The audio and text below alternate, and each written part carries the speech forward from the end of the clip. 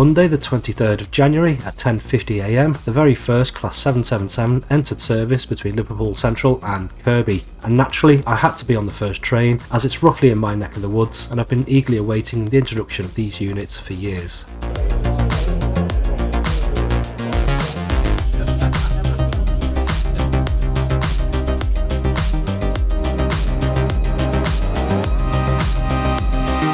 I guess the first thing I should mention is the step-free access, which I can't think of any other way of putting it will be a game changer.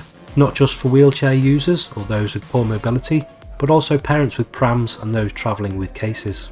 The sliding step combined with platforms altered to conform within the standard offset means there's a minimal gap between the train and platform, and we're talking about millimetres. So as long as the station has step-free access to the platform level, many wheelchair users will be able to board the trains with zero assistance. Cyclists will benefit too from not having to lift their bikes on and off the trains, but I do have to admit I did chuckle when a couple of cyclists were preparing to lift their bikes on and off the units, but it's little quality of life things like this that people don't often think about.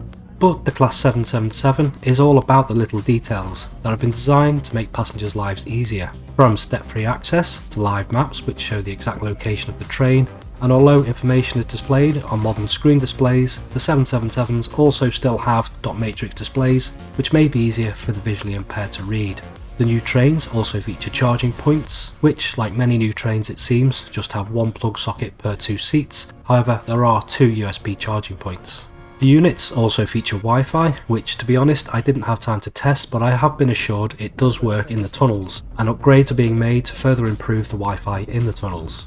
Cyclists will not only benefit from the step-free access, but also from a proper cycle storage area, which has easy to use bike stands rather than hooks or straps fitted to some other new trains.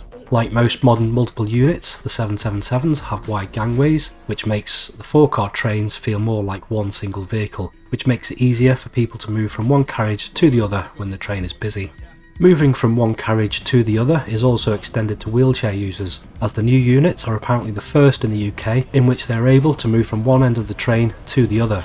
Moving on to the all-important subject of seats, which are, if I'm being honest, very firm. But as the longest journey on the Merseyrail network is just over an hour from Southport to Hunts Cross, I'm not sure if that's a major issue. And in reality, many journeys made on Merseyrail trains are relatively short, so I can't see many people complaining about the firmness of the seats. The ride quality, however, may be more important, which I'm happy to report is very good. I spent most of my time on board the 777 stood up taking pictures and capturing videos, and I didn't feel like I was being buffeted around. There were only a few occasions when I had to reach for the handrail, but they ride so much better than 507s and 8s. In addition to riding exceptionally well, the units are also very quiet. Fans of the outgoing peps may miss the whine from the traction motors, but I think the average passenger will appreciate just how quiet these units are.